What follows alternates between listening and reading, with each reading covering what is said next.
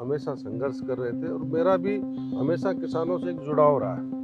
और आपने ये देखा होगा कि मैं जिस जगह से विधानसभा का चुनाव लड़ा था, गड़साना अनूपगढ़, जहाँ हमेशा आंदोलन चला। 2004 में वहाँ हमारे 7 किसान शहीद भी हुए और वहाँ जाकर मुझे जब टिकट दिया गया, मुझे इस बात का आभास था कि मैं यहाँ चुनाव नहीं जीत पाऊंगा, लेकिन मैंने इस बात को स्वीकार करके कि मुझे संघर्ष करना है, मुझे किसानों की इन समस्याओं को लेके आगे लड़ाई लड़नी है, तो मैं वहाँ से लड़ा और हारा। हारने के बाद मैंने 10 साल लगातार वहाँ, चाहे सिंचाई के पानी की बात है, चाहे विकास की बात है, चाहे डेवलपमेंट की बात है, वो मैंने की है। और इनके नेताओं ने उस बात को लेकर शुरू कर दिया भी एक बार हमें 400 सीटें मिल जाएं तो उसके बाद संविधान बदल देंगे। इस बात का भी भारी रोष दलित समाज में था, जिस बात का भी मुझे फायदा हुआ। एक ऐसा समय था जब कांग्रेस के बड़े बड़े नेता जो हैं वो चुनाव नहीं लड़ना चाहते थे और ऐसे में कांग्रेस ने कुछ नए चेहरों पर भी दांव लगाया और दांव काम भी आया। बिल्कुल। तो आपको लगता है कि उन चेहरों को भी चुनाव लड़ना चाहिए था? सचिन पायलट हो, अशोक गहलोत हो, गोविंद डोटासरा हो। पिताजी का बहुत ज्यादा फायदा मिला क्योंकि मेरे पिताजी एक लंबे समय विधायक रहे, 85 से लेकर 2003 तक। जोशी जी के मुख्यमंत्री थे, माथुर साहब और गहलोत साहब, तीनों मंत्रिमंडल में वो रहे। उनकी एक साफ सुथरी छवि और उनका जो प्रभाव था वो मेरे बड़े काम आया। जनता ने मौका तो दे दिया है, तो ऐसे में 5 काम ऐसे कौन से हैं जो आपके मन में हैं कि इनको सबसे पहले प्राथमिकता से निपटाना है? देख रही हैं भजनलाल जी को इन्होंने जिम्मेवारी दी और परिणाम सबके सामने। गठबंधन का फायदा कांग्रेस को हुआ? बिल्कुल फायदा हुआ इसमें, क्योंकि सीपीआईएम का हमें फायदा मिला। जो मजदूर संगठन है वो पूरी तरह मेरे साथ मजबूती के साथ खड़े रहे और उनके तमाम नेता, हेतराम बेनीवाल जी हमारे बड़े आदरणीय और बड़े शीर्ष नेता हैं और उनका आशीर्वाद स्नेह मुझे मिला। और पंजाब से लगता हुआ राजस्थान का एक जिला श्रीगंगानगर, जहां पर किसान आंदोलन का खूब विरोध देखने को मिला। यहाँ से कांग्रेस ने कुलदीप इंदौरा को उम्मीदवार बनाया, जिन्होंने जीत भी दर्ज कर ली और उन्होंने बीजेपी की प्रत्याशी प्रियंका बैलान को काफी अंतर से हराया। इस वक्त सीधी बातचीत के लिए कुलदीप इंदौरा हमारे साथ मौजूद है। कुलदीप जी, बहुत बहुत स्वागत है, जीत की बहुत बहुत बधाई।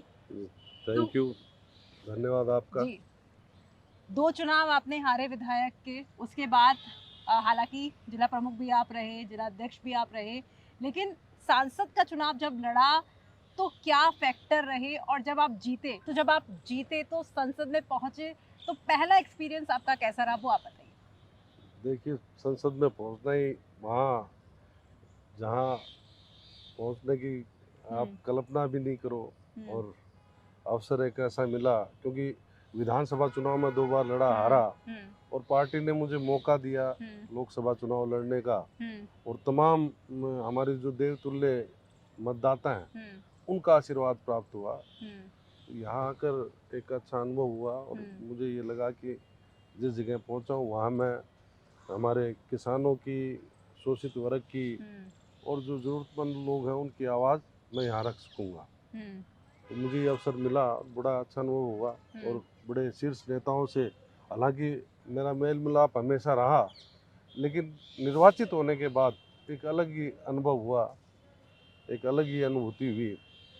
मैं इस बात के लिए तमाम मतदाताओं का, तमाम हमारे जो मीडिया के लोग हैं, तमाम हमारे नेता हैं, सबका आभार व्यक्त करता हूँ। किन मुद्दों को लेकर के आप चुनाव लड़े थे और जनता ने जिन पर भरोसा भी जताया, तो ऐसे में किस तरह से उनको पूरा करेंगे, क्या रोड मैप आपका रहेगा? देखिए, सबसे बड़ा मुद्दा तो किसानों का ही है। इस मुद्दे को लेकर ही मैं चुनाव लड़ा और किसानों के बीच में भी रहा, और ये सबकी मंशा भी थी, क्योंकि जो वर्तमान में वहाँ किसान आंदोलित हैं, संघर्ष कर रहे हैं, जो समर्थन मूल्य की मांग को लेकर, सिंचाई के पानी को लेकर, ये तमाम मुद्दों को लेकर वो हमेशा संघर्ष कर रहे थे और मेरा भी हमेशा किसानों से एक जुड़ाव रहा है।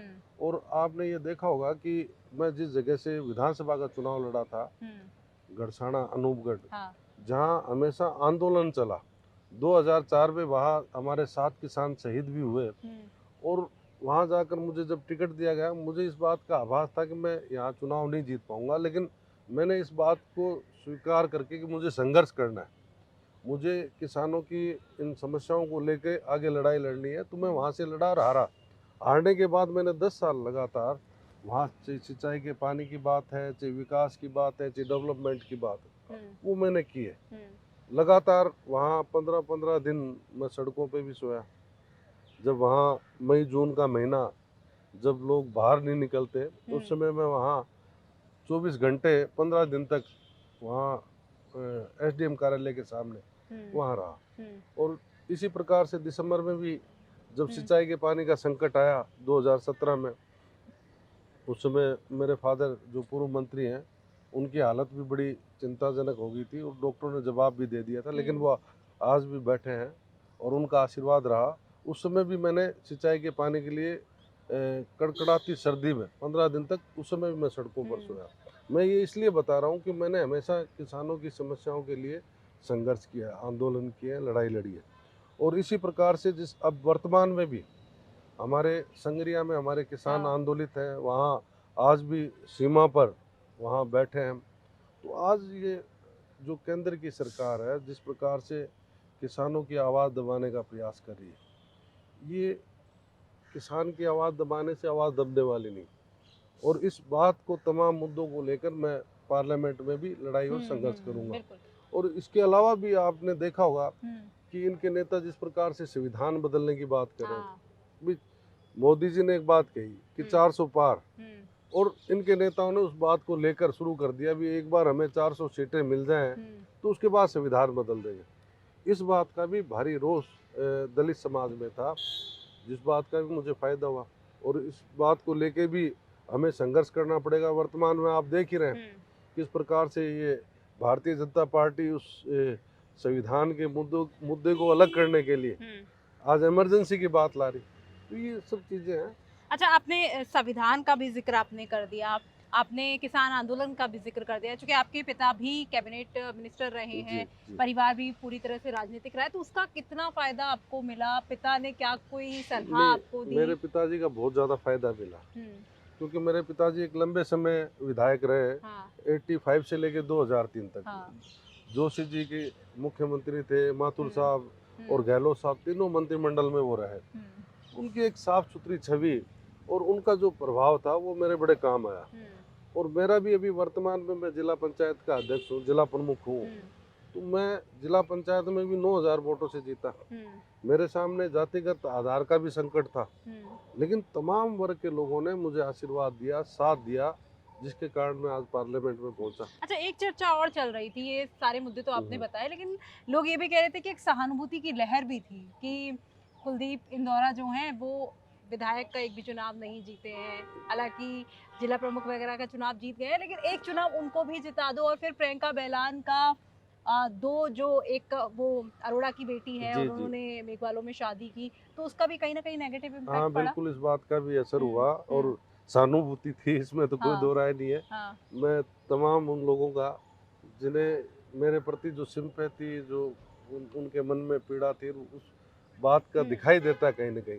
क्योंकि जो हमारा केसी सिंहपुर जो विधानसभा क्षेत्र होता था, जो कर्णपुर और सादुल शहर में तब्दील हो गया और गंगानगर में 3 विधानसभा क्षेत्रों में चल गए, जहाँ लोगों से एक जुड़ाव था, वहाँ के लोगों से एक पारिवारिक रिश्ते रहे। तो ये एक चर्चा सब जगह चलती थी कि यार कुलदीप इंदौरा को मौका नहीं मिल रहा और मौका मिलना चाहिए, और इस बात का असर भी हुआ। आपने देखा होगा सादुल शहर, जहाँ हम तीसरे नंबर पे रहे थे, वहाँ हमने अच्छी लीड ली है। जहाँ हम उम्मीद नहीं कर सकते, जहाँ बीजेपी का विधायक जीता है, वहाँ बड़े अच्छे वोटों से जीत के आया।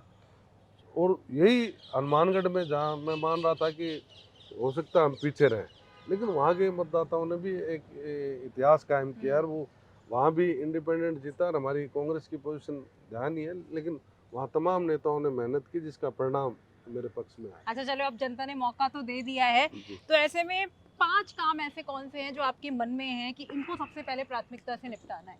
देखिए, सबसे पहले तो हमारे जो सिंचाई की समस्या जो है, सिंचाई के पानी को लेकर, जिसके लिए मैं आज भी CR पाटिल साहब से मिला हूँ कि जो हमारा किसान आज आंदोलित है, संघर्ष कर रहा है, उसका कोई स्थायी समाधान होना चाहिए। इसके अलावा हमारी जो MSP की जो मांग है, जिसके लिए आज भी किसान सिर्फ हमारे ज़िले का नहीं, पूरे प्रदेश का, देश का आंदोलित है, इस मुद्दे को भी मैं पूरी प्रमुखता से उठाने का प्रयास मेरा रहेगा। और इसके अलावा हमारे जो बेरोजगार युवा हैं, क्योंकि अभी तक कोई ऐसा प्रोजेक्ट हमारे इस लोकसभा क्षेत्र में या हमारे क्षेत्र में नहीं है जिससे बेरोजगारों को रोजगार मिल सके। तो उसका फ़ायदा मिलना चाहिए, क्योंकि मेरा प्रयास रहेगा कि जिप्सम के भंडार वहाँ हैं, एग्रीकल्चर से जुड़ा हुआ क्षेत्र है, तो ऐसे केंद्र सरकार कोई ऐसी परियोजना, ऐसा काम वाला है जिससे काम मिले। बिल्कुल। और चूंकि राजनीतिक पूरी तरह से आपका परिदृश्य रहा है, राजनीति का अच्छा खासा अनुभव आपको है, तो ऐसे में कांग्रेस की 11 सीटें आई, इंडिया गठबंधन की कह सकते हैं, जी, 8 जी। सीटें कांग्रेस की आई। जी। एक ऐसा समय था जब कांग्रेस के बड़े बड़े नेता जो हैं वो चुनाव नहीं लड़ना चाहते थे, और ऐसे में कांग्रेस ने कुछ नए चेहरों पर भी दांव लगाया और दांव काम भी आया। कामयाब, बिल्कुल। बिल्कुल। तो आपको लगता है कि उन चेहरों को भी चुनाव लड़ना चाहिए था? सचिन पायलट हो, अशोक गहलोत हो, गोविंद डोटासरा हो। देखिए, पार्टी बड़े लेवल के मामले हैं, इसमें मैं मेरे ख्याल से कुछ कहूँ तो उचित नहीं है, क्योंकि वो इतने सीनियर नेता हैं, वो निर्णय लेना जानते हैं कि उन्हें क्या करना है। तो इसलिए मैं इस संबंध में नहीं कहूँगा, लेकिन उन लोगों ने हमें जैसे नए लोगों को अवसर दिया, इसके लिए मैं तमाम उन नेताओं का धन्यवाद करना चाहूँगा, जिसके कारण हमें अवसर मिला। बिल्कुल। कई नेता आपके प्रचार में आए, लेकिन अगर बात की जाए सचिन पायलट की, अशोक गहलोत की, हनुमान बेनीवाल भी आपके प्रचार में आए थे? नहीं, हनुमान जी नहीं। हनुमान बेनीवाल नहीं आए थे। तो ऐसे में उन नेताओं का कितना इम्पैक्ट जो है वो देखने को मिला क्षेत्र की जनता में? देखो, सब भी आए थे, गहलोत साहब भी, अनूपगढ़ जो गंगानगर और बीकानेर लोकसभा की हाँ। जो बैठक है उसमें सचिन पायलट जी, गहलोत साहब, हाँ। अ, हमारे प्रभारी रंधावा जी हाँ। और डोटासरा जी, सब लोग आए। और डोटासरा जी ने तो अलग से सभाएं भी हमारे वहाँ की, जिसका फायदा मुझे मिला, क्योंकि जाट बाहुल्य वहाँ क्षेत्र है। और डोटासरा जी ने हनुमानगढ़ और गंगानगर दोनों जगह बड़ी शानदार सभाएं की, जिसका परिणाम मिला। और पायलट साहब ने भी तमाम अपने जो हमारे विधायक हैं, हमारे जो नेता हैं, उन तमाम लोगों को कहा कि सब लोग लग कर ये सीट जिताने का काम करें, जिसका फायदा मिला। तो गहलोत साहब के जो किए हुए काम 5 साल के, उसका भी बड़ा फायदा मिला, क्योंकि जो योजनाएं आज भाजपा की सरकार, जो भजनलाल की सरकार है, वो बंद करने की तैयारी में है, उसका कारण भी लोगों में बड़ा रोष इस भजनलाल सरकार के खिलाफ देखने को मिला, क्योंकि स्वास्थ्य से जुड़ी हुई योजनाएं बड़ी, हमारी सरकार की बड़ी शानदार योजनाएं थी, जिसके कारण आज परेशानियां हमारे लोग झेल रहे हैं कि उनको उपचार सही नहीं मिल रहा। बिल्कुल। जिस तरह से बीजेपी की अब गुटबाजी सामने आ रही है, मंथन हो गया है, लेकिन मंथन के बाद तो और ज़्यादा गुटबाजी सामने आ रही है, नेता एक दूसरे पर आरोप लगा रहे हैं, और कुछ इसी तरह के आरोप बीजेपी वाले कांग्रेस पर लगाया करते थे। तो अब आप क्या कहना चाहेंगे उनके लिए? देखो, बीजेपी तो ये मोदी जी ने इतना दबा रखा है कि ये बोल ही नहीं पाते। दबे हुए जिस प्रकार से मैं यहाँ देख रहा हूँ लोकसभा में, और जिस प्रकार से गडकरी जी और तमाम नेताओं की स्थिति आपसे कोई छुपी हुई नहीं है, तो ये दबाव में है सब लोग, और गुटबाजी इनमें जबरदस्त है। क्योंकि वसुंधरा जी के सपूत्र भाई दुष्यंत जी जो पार्लियामेंट में इतनी बार बने, उनको अवसर भी नहीं मिला, तो कहीं ना कहीं उनके मन में रोष तो होगा ही। खैर, ये उनकी पार्टी का फैसला है, क्या वो करते हैं क्या नहीं। तो भारतीय जनता पार्टी की मैं साफ बताऊं कि इनकी सरकार पूरी तरह से विफल फैल हो चुकी है। भजनलाल जी की पर्ची सरकार आज सिंचाई के लिए ये निर्धारित नहीं कर पाए कि किसानों को पानी कैसे मिले। आप ये देखिए, भी 2500 क्यूसेक पानी छोड़ा जाता है, तो मात्र वहाँ पहुँचता 1400 क्यूसेक है। पीछे जो चोरी हो रहा है पंजाब में, उसकी कोई व्यवस्था नहीं है, कोई प्लानिंग नहीं है। आज भी मैं इस संबंध में CR पाटिल साहब को मैंने बताया कि ये परिस्थितियाँ हैं, दोनों तरफ पटलों को अगर तैयार किया जाए, पानी की सुचारू व्यवस्था की जाए, तो निश्चित तौर पे किसान की फसलें बच सकती हैं। नरमा कपास की फसल है, वो तो चौपट होगी, और आगे मूंग और ग्वार की जो फसलें हैं उसकी बिजाई भी नहीं होगी। और इसके अलावा भी आप ये देखिए कि 100 दिन रोड मैप बनाने की बात कर रहे थे, अभी तक इनका कोई रोड मैप नहीं बना, कोई प्लानिंग नहीं है कि प्रदेश में, देश इसमें जिला स्तर पे क्या काम होंगे, क्या फायदा लोगों को होगा। अच्छा, वसुंधरा राजे अगर इस चुनाव में सक्रिय होती तो उसका फायदा बीजेपी को मिलता, क्योंकि कहा जा रहा है कि वसुंधरा राजे नाराज चल रही देखिए, हैं। जब वसुंधरा जी है नहीं तो उनके बारे में क्या बात करें।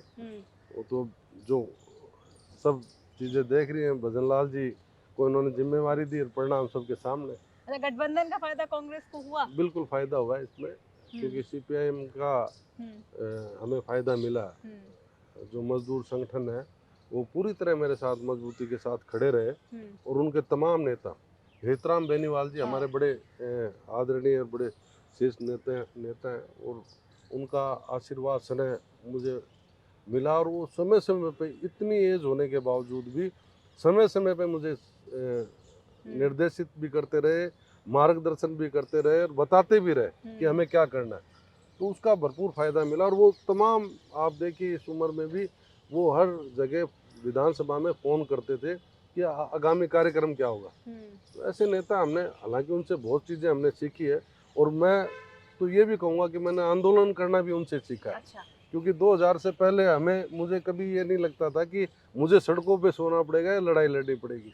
क्योंकि गड़साना जाकर जब ये सब चीज़ें देखी, क्योंकि मेरे पिताजी विधायक रहे, तो वहाँ कभी इस तरह की समस्या हमारे सामने नहीं आई। सरकार से भी जो आवश्यकता होती थी वो पूर्ति होती थी, काम होते थे, लोगों की मदद होती थी।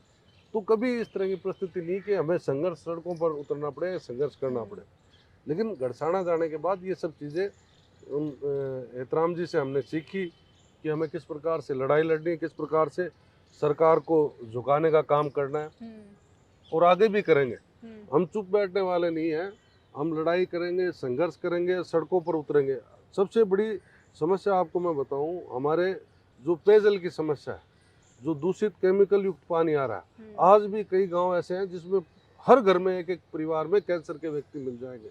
और कैंसर ट्रेन जो चल रही है, आपको ध्यान दिए, कोई छुपी हुई बात नहीं है। पूरे इस पे कई बार रिसर्च भी हुए, कई बार चर्चाएं भी हुई हैं, कई बार आंदोलन भी हुए हैं, कई बार प्रयास भी हुए हैं, लेकिन अभी तक परिणाम नहीं आया। और आज इस संबंध में भी मैंने माननीय मंत्री महोदय को अवगत कराया कि इस तरह की परिस्थिति है कि हमारा भविष्य से खिलवाड़ हो रहा है, इसका कोई ना कोई स्थायी समाधान किया जाए, इनको रोकने का काम करें। तो उन्होंने अभी इस संबंध में एक बैठक के लिए भी मुझे बोला है कि आप एक बैठकर चर्चा करें अधिकारियों से, जो समाधान हो सकता है हम करें। बिल्कुल, राजस्थान में अब उपचुनाव है, तो ऐसे में क्या, जो एक चर्चा चल रही है कि कांग्रेस अलग चुनाव लड़े, या जो जिन पार्टियों का सहयोग उनको लोकसभा चुनाव में मिला था, अब उनका सहयोग मिलना चाहिए तो उसमें ज़्यादा फायदा होगा, लेकिन कई लोग कह रहे हैं कि नहीं, स्वतंत्र रूप से चुनाव लड़े। आपका क्या मत है? देखिए, इसमें पार्टी निर्णय करेगी, हाईकमान निर्णय करेगा। हमारे प्रदेश कांग्रेस कमेटी के अध्यक्ष, हमारे सीएलपी और तमाम जो नेता हैं बैठ के निर्णय करेंगे क्या हो सकता है, किस तरीके से चुनाव लड़ा जाए।